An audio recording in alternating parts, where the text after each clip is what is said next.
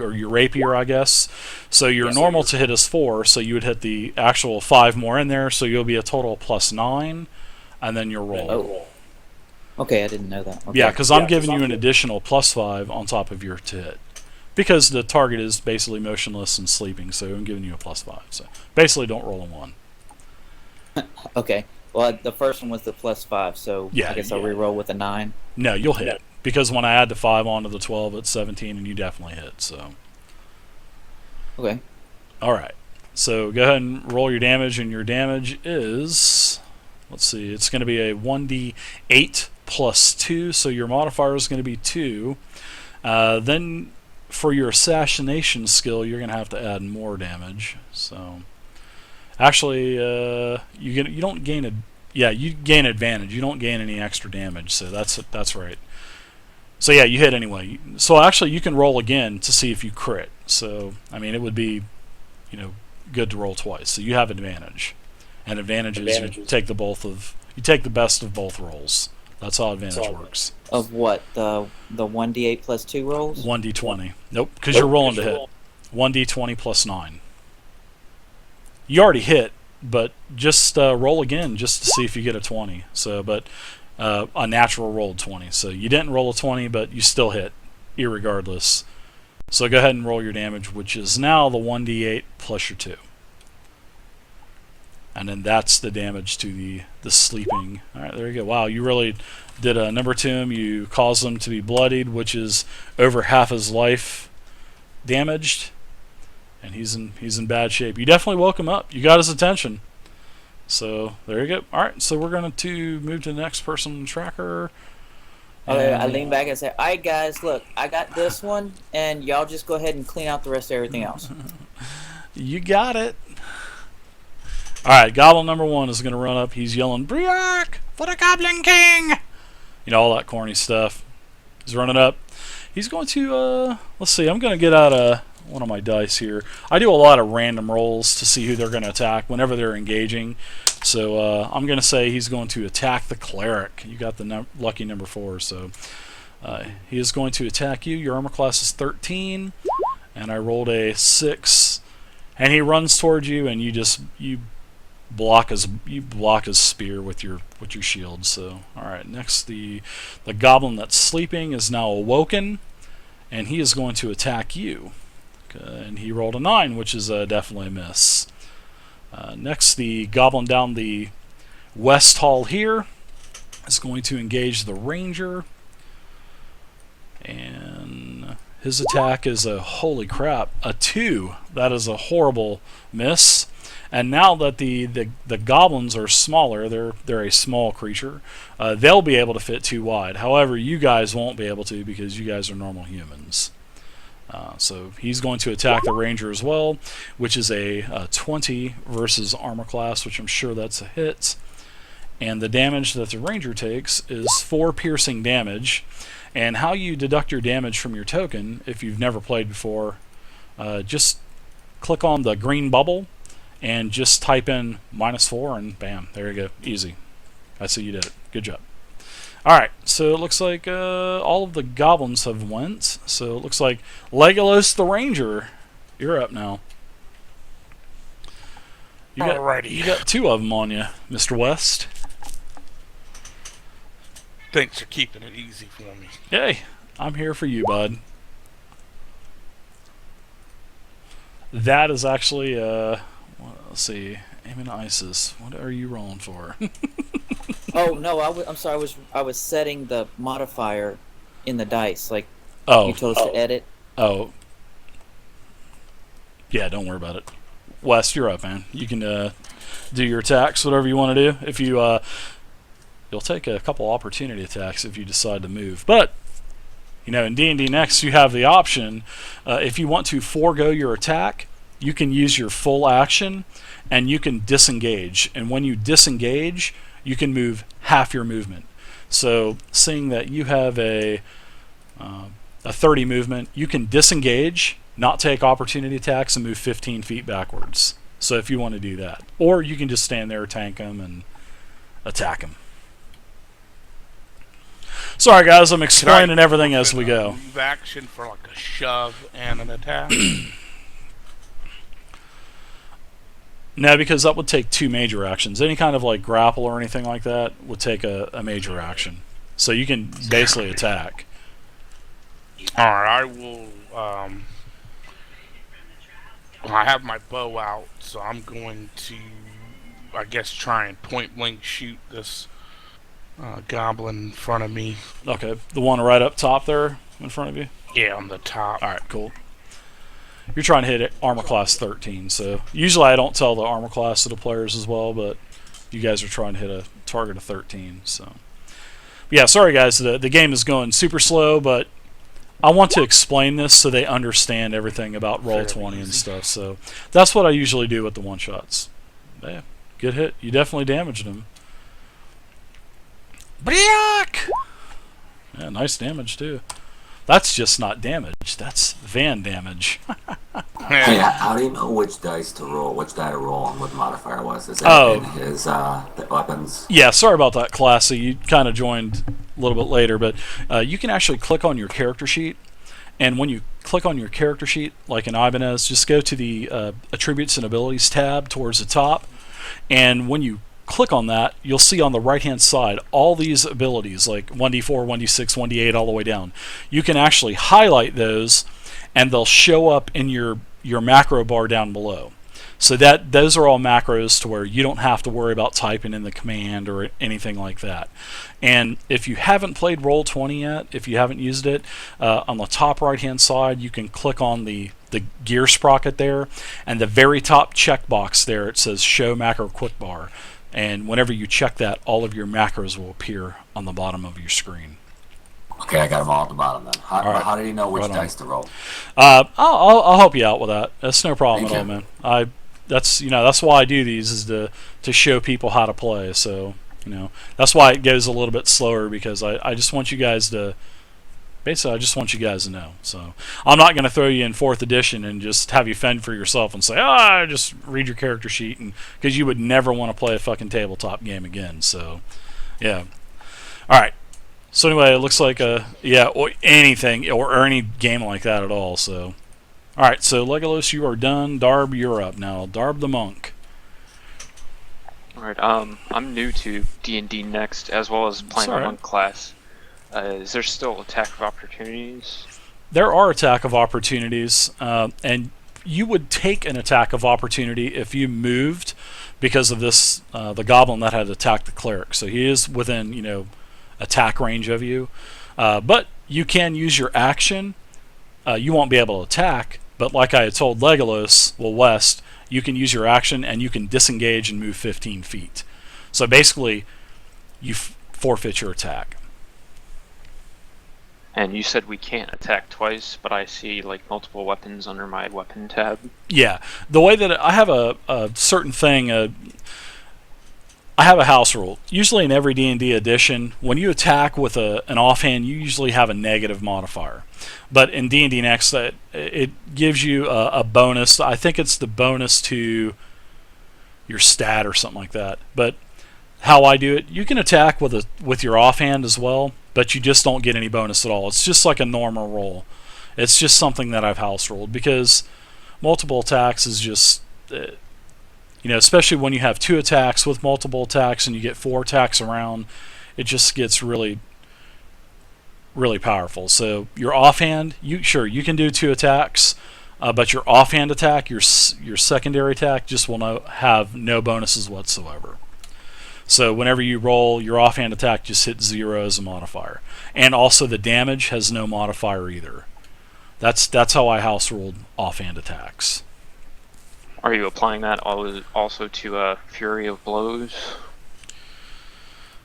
No, Flurry of Blows is different. Flurry of Blows is when you spend a key point. So, no, I will not. I'm just talking about just a normal attack. If you're attacking with no key point spent or anything like that. That's what I mean by that. But when you use Flurry of Blows, no, you don't take any minuses at all. So, but basically what Flurry of Blows does is what does it do? Give you a... It Looks like it's just an extra unarmed attack. Yeah. when you spend your key point, no, you get your bonus because you're spending your key point. Now, if you were not spending key points and just, swinging with your right hand and swinging with your left hand, then your left hand just wouldn't get any bonuses. But seeing that you're spending a key point, you basically just get another attack. That's how that works. So yeah, if you want to spend a key point, sure, you can get you'll get your 2 attacks with bonuses. Alright, first I would like to do my normal attack against this goblin that I'm engaged with. Okay. Okay, that's a hit. And you can go ahead and roll damage. So, alright, he is definitely bloodied. He's over halfway dead. And now I would also like to spend 1 key point and do a flurry of blow and do another attack. Perfect. There you go. That's a hit as well. Bob, rocking this goblin. You've definitely got his attention. I do my Jet Li moves. You do your Chuck Norris roundhouse backflip kick. Nice. Give him the good old fisticuffs. Almost killed him. So good job, man. Good usage of key points too. So now you're up, Mr. Varlin. Okay. I'm just gonna attack that goblin. If I'm reading my character sheet right, I have a +6 modifier to hit. Is that right? Let me double check it. You have your to hit modifier with your mace is a +4, and your great club is a +4. So your great club is a 2-hander, and it's basically a free action to switch between one-handed and two-handed. So. Okay, but then down on my stats and modifier strength, it has modifier of +2 to hit and to damage. Oh yeah, that's to show you what you get for your stat, but everything has already been added together into the weapon. So, you're seeing that you're level 3, you get a +2 proficiency bonus, and seeing that you're a cleric, you can actually use all simple weapons, and a mace is a simple weapon, so you get a proficiency bonus of that. And then when you add your strength in, because you're a melee, that's how you get the +4. Okay. So I've already done all the math for you. Okay. Alright, and that's a hit as well. You're probably going to kill him. Your damage modifier is 2.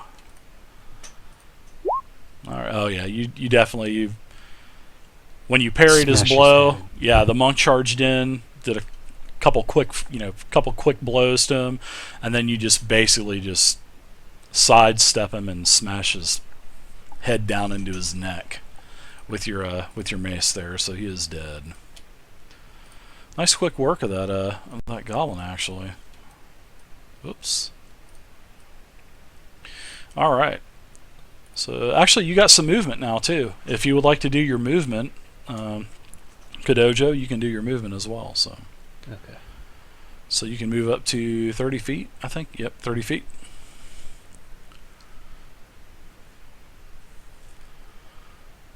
And whenever you go over a corpse, that's called like a hazard, or so you'll lose 5 feet whenever you step over like a corpse or something. So basically, your movement was 25 feet. Sorry, I forgot to tell you that. Okay, so that's where I end it. Yeah, it's called rough terrain. Basically, is how they define it. All right, so it looks like you're up there, Classyassgamer. Classyassgamer. Well, thank you. Keeping it classy. So I see in front of that, is that a rogue with the bow? That's it. Yeah, he's a ranger. Mm-hmm. Okay, the ranger. I see he's got 2 goblins on him. Am I able to help him at all? Or no, because he's a double wide. We'll say you can help him. We'll say that you can fit 2 wide down the hall. Okay, so can I use small, like one of my single move and do a motion first, moving in front of the one that he's attacking currently to attack him? Yeah, as long as you're parallel to that target, sure, you can attack anything you want. So if you move up here, you'll definitely be within range to hit either the top or the bottom. So you can assist a ranger and help him kill that. Yeah, of course. I will definitely assist. Can I use would it be better for me to use my great axe because it has a 2d6? Oh yeah, for a barbarian, that's definitely the way you want to go. So, but okay, so can I use rage and then do that? Or, yeah. Or as no, you're running up, motion? no. As you're running up, you rage, and you'll notice on the damage, instead of +2, you'll do +4 damage because you're raging. So that's how that works. Do I have to roll in order to get rage, or do I get rage no matter what? Nope, you're raging no matter what. So. Okay, so I hit the D1d6 twice. Nope. What you do is you got to roll to hit first. So you want to make sure you hit the target. So whenever you attack, you're trying to hit the target's armor class. And in this case, the goblin's armor class is a 13. So you want to click the 20 macro, and whenever it asks you what kind of modifier you have, you want to add your plus to hit modifier, which is a 4. And then as long as you're over 13 or more, then you hit. And I got a you 16. That's a hit. So now you get to roll 2d6 plus 4. So you'll just roll your 6-sided, basically, 2d6 plus 4. Actually, you open up let me show you something real quick. On the left-hand side, there's a little dice roller. It's a 20-sided die. Just click on that. It's on the left bar, and it's the dice roller. And you can just roll 2d, or you can do anything with the drop boxes. So you want to roll 2d6 plus 4, and just hit the roll, and it'll automatically do the roll for you. Got it. That's awesome. Yep. Thank you. Not a problem. Not a problem. So you do 9 damage. Yeah, it's actually a pretty good amount of damage. Yeah, there's all kinds of different ways to do rolls and macros and add emotes into your macros, and I got all that stuff on the website. You can look at all those tutorials, and it goes into pretty good detail to show you how to make all those macros. But anyway, you basically cut the head of a goblin off, and it just tumbles down the hall. So, all right, and let's see. If you have movement, but if you move, you're going to take an attack of opportunity. Basically, if you move out of the 5-foot radius of that goblin that's below you now, he'll get a free attack against you. But I wouldn't really recommend it. But then I won't do it. All right. So it looks like we're back up to Raven. So I roll my to hit first, right? Yep, you sure do. You did a lot of damage to him. Oh yeah, you crushed him. You basically are going to kill him because he only had like 2 hit points left. So I'm not even going to make you roll damage because you have a +2 to damage anyway. So is that a crit for a rapier? No, it's not. A natural 20 is a crit. So if you roll a natural 20, then that would be a crit. That's the minimum damage though, but nonetheless, you still kill him because he had 2 hit points. So. Okay, so what I do is I come up really close to him and I kind of grab him behind the neck and I whisper in his ear, "I'll see you in the afterlife," and slowly slide it in for 3 damage. Nice. I like that. Perfect. And you can do some movement as well. 3 inches. That's awesome. Yeah, I don't care. You can do whatever you want. Yeah, we're here to have fun. So, all 3 inches was. I'm here to kill. I'm here to kick ass and chew bubblegum. And for my second movement, for my second action, I'm gonna do a little skip dance back up into the middle with everybody else. Okay. All right. Sounds good. I like the skip dance. That's awesome. So you see this going on, Kodojo, and the cleric is just shaking his head as you run past him. The cleric's just going, "What in the hell are you doing?" All right, so that's it for Raven. You can actually hear more goblins off into the distance. You can hear, wood banging. Actually, seeing that this is corridors from in all directions, you really aren't able to tell because of the echoes going everywhere. So, but the goblins are coming from everywhere because they've been coming from everywhere anyway, except for directly below you. The guard was asleep. So you are going to have a couple more goblins engaging. So you have one goblin. Looks like he's carrying a crossbow, and it looks like he's pointing it and lowering it right towards you, Mr. Cleric. And also to the west, another large shaman. Well, not a shaman, but a goblin that is much larger than the others is actually running to engage, and there is a large spider behind him. Looks like he has a spider companion as well. Very large spider, actually. Really hairy, creepy spider. So sorry if anybody has arachnophobia in the group. Okay, so I look at the goblins on the ground. I say, okay, there's 3 dead. I took care of 1. There's 5 of us total. Who's not carrying their weight? I love I it. tell him I share half a kill with the monk. Okay, well then you owe 1.5 kills. Get up there and get something done. All right, I'm going to add a couple more goblins to the counter here, to the turn counter.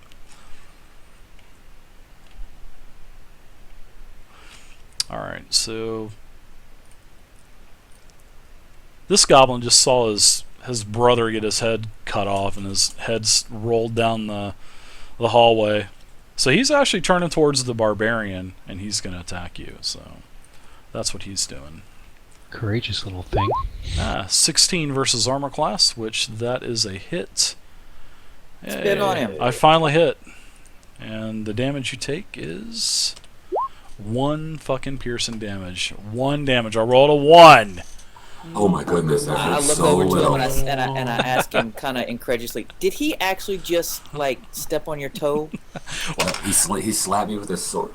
Well, actually, the way that the goblins are is they have a negative strength modifier. So he actually rolled 2, but he has such a crappy strength he did -1 damage. So only 1. So you take 1 damage. So just like I was saying, just click on the gotcha. All right. So now we have. Looks Oh my like god, when we get back, I'm so telling everybody that you actually got stepped on your toe by that dude. We need a medic. the Wait till the archer rest of the story. launches his crossbow towards you, Kodojo, and a 16, which misses you.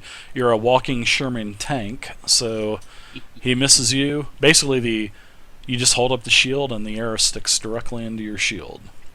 I laugh at him and says, "Try next time." I turn around and I say, I think he's sending you an email for a date. All right, the large goblin I reach around and smack the rogue. is going to stay back, and his spider is going to move up into the fray, and he is going to attack. Guys, fresh meat. Randomness. West, you are being attacked by a large spider. Bring it. And it is a 9 versus armor class, which is, I'm pretty sure is a miss versus you. Shish kebab. Hey, It if we is. kill this, I want one of the fangs for a necklace. What do you mean, if we kill it? Who are you talking to? You guys plan on not winning this fight? What's going on? Oh, it's, Like how- it's my alter ego.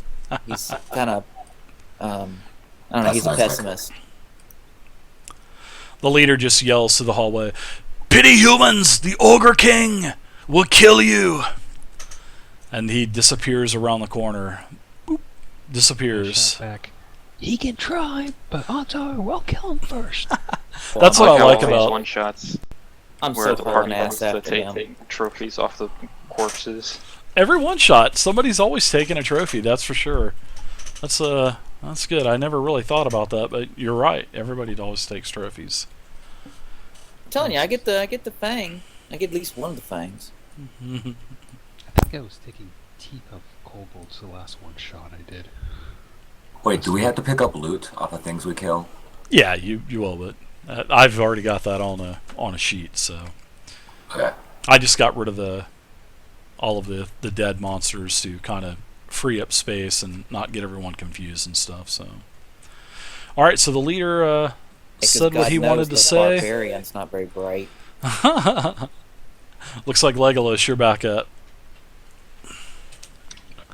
Don't All be right. a baby and kill him! I Ah! would like to. Wink at him. Hey, what's up, How Lamb of tall Gur? is the spider? Is this Gur Classgamer? You do How ride it. high? Gur, is that you? That's awesome. But anyway, to answer your Like, how high is it? Like dog height, human? I mean, I'm hoping it ain't a human height. no, it's definitely definitely not. No, it's Otherwise, actually I'm running. it's like a large yeah, exactly. It's like a large tarantula. It comes up to about your knees. Actually, a very large tarantula. It's like dog-like. But to answer your question, Lamb of Gur, Alright, this as is roll A 20. move action. Could I dive over it and try and come up rolling this way so that I could get a shot off on the leader that ran off? Sure. If you want to. Now, if you do that, though, you're going to need to do an acrobatics check to get over him, because I'm going to make you do that, because the target is actually in your way. And seeing that you can jump over him because he's knee height, I'm going to just make you do a tumble check, an acrobatics check. But if you do that, remember, you're going to take an attack of opportunity from the spider, because you're going to leave the 5-foot hitbox. You know what I'm saying? So you're going to take an attack of opportunity. But it may be worth it. You know what I mean? I mean, sometimes it's just worth it to eat an attack of opportunity. Oh, but that's up to you. But then again, you got a goblin there as well, so you may have to eat 2. But your armor class is pretty good, and so yeah. You ain't got a hair on your ass if you don't do it. Oh, the old double dog there. I got healing pots for a reason. All right, so give me a dex check. Well, an acrobatics check, basically a dex check. Your dex macro. Yeah. So how do you tumble over the spider? I mean, you can tell us how you roll over the spider. You know, I take a step back and I just spring towards it and dive through the air, rolling. Love it. Love it. So when I come up, I'll finish my move out, and hopefully this guy will be around the corner. Okay.